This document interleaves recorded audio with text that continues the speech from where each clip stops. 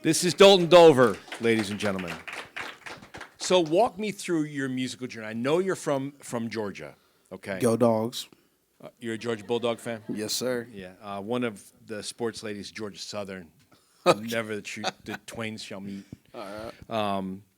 And Luke Bryan's Georgia Southern, too, Yeah, by the way. yeah. So that's a big thing. So talk to me about your musical journey growing up. So I know you grew up in Georgia. So Yeah. country radio on the whole time? Yeah, always on. Really early on, my grandpa introduced me to Conway, Merle Haggard, George Jones, George Strait, Marty Robbins. I had really early influence from all them guys. And my grandpa had me singing in church when I was just my son, Jays. My son just turned 6.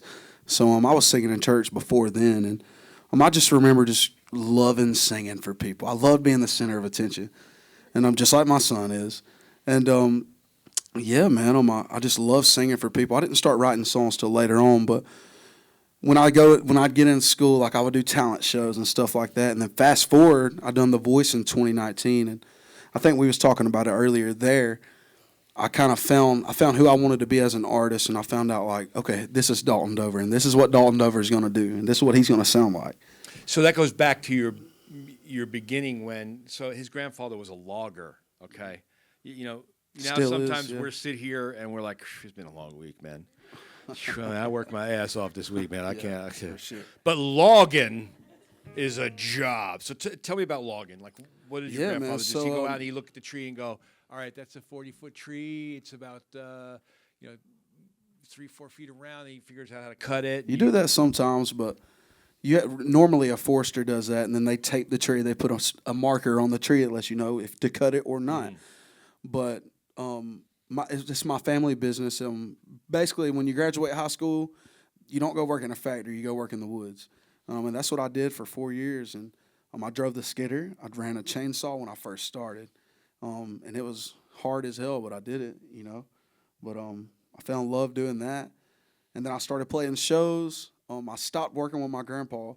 When TikTok started coming around, I stopped working with them because I was kind of slowing the job down a lot. I would get off my machine and make TikToks and, do my little thing, do my little dancey dance and stuff. So wait, tell me what your grandpa said, like when he's looking at you, by yourself in the woods talking to your phone and dancing. Well, like at first it kind of irritated him, and then he was like, "Oh wow, like he's getting, he's doing it right." So does he know what like shares and likes? Yeah. So me and my grandpa sat down and we talked, and he said, "Look, son," and this is his exact words.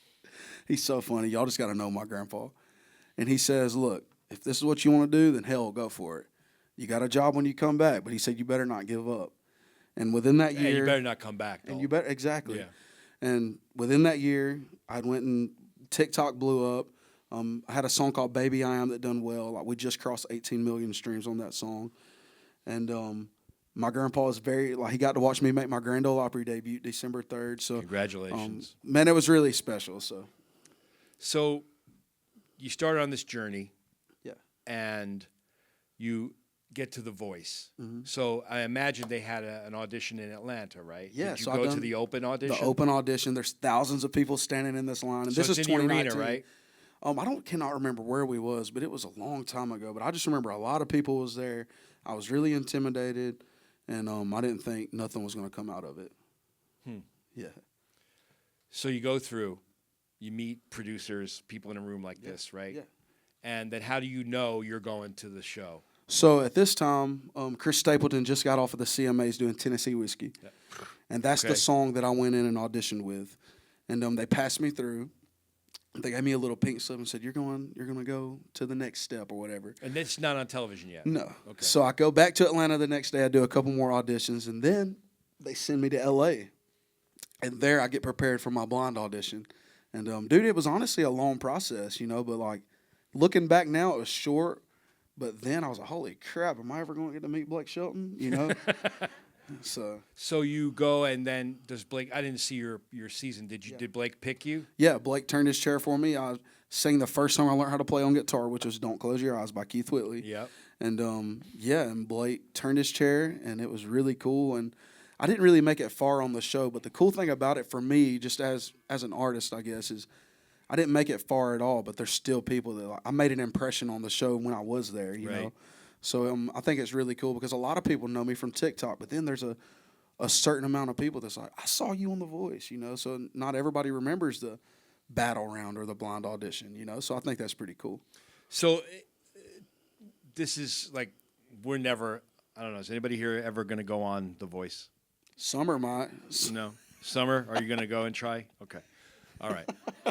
So in that process, right, there's a lot of people that don't make it, but they do make it. Like I was just talking on the radio about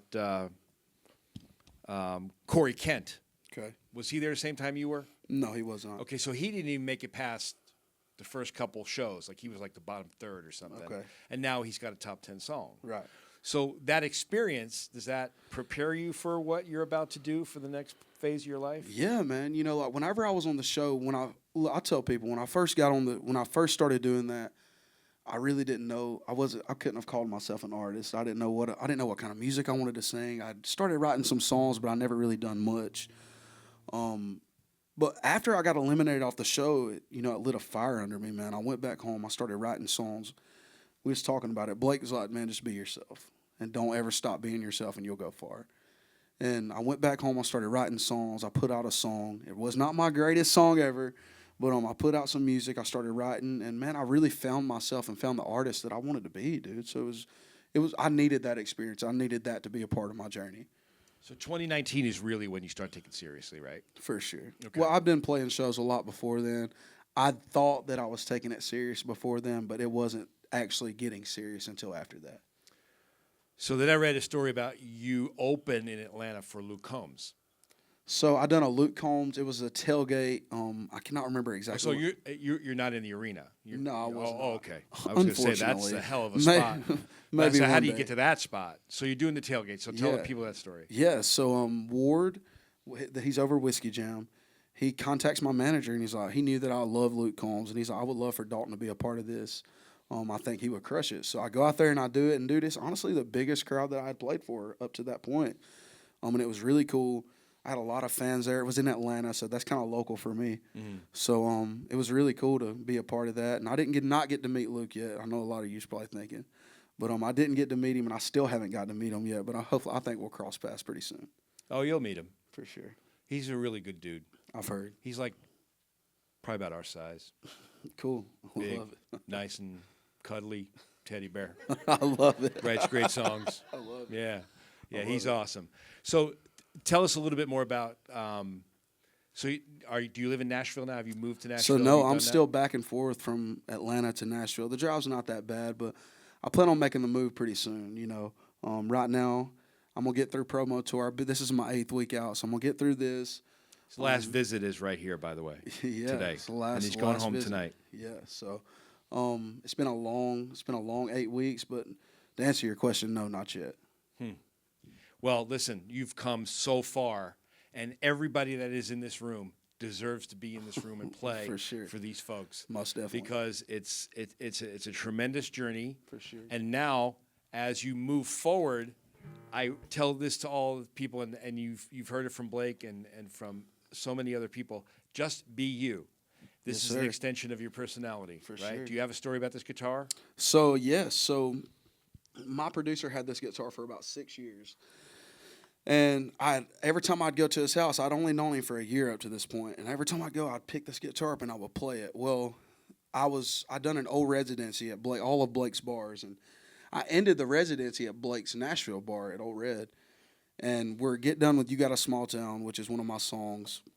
It's the first song on the set. I get done with the song, and then the phone behind me starts ringing.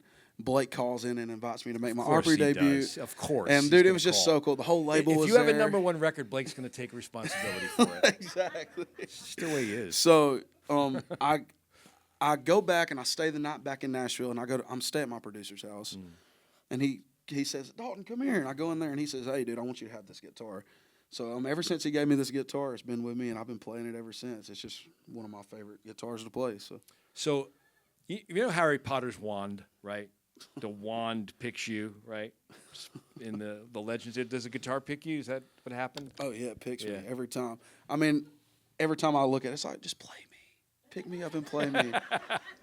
So is this the only one you have, or do you have other ones? No, I have other ones. I have other ones. I mean, if I'm not playing this one, you'll see me play a big Gibson J200. But there's nothing like a good old Martin guitar. Yeah, it sounds great. Yeah, dude. Sounds great. For sure. So, are you going on the road now? So, what happens after? You gonna go home for a little bit? Yeah, I'll go you gonna home. Rest, or? I'll be home tonight, and then I'll be home Saturday night, and then I'll be home Sunday night, Monday night. Then I'll fly out. I'll be in London next Tuesday. So for C2C, yeah. Yeah, C2C is the European country music tour. Nashville people go over and try to break into the European audience, which is interesting because if you go to like Ireland and England, and they have like their country singers, Yeah. and it's just like, Mr. Sean O. Shag Hennessy is singing country songs, and he's just going to be doing Right. Nashville songs, but like real country singers go over there, and people are like so blown away by it. Exactly, man. I'm gonna go over there with an accent and everything. I'm just gonna be like, "Hello." Oh, that is hilarious. That's what I'm gonna do. I'm gonna do it.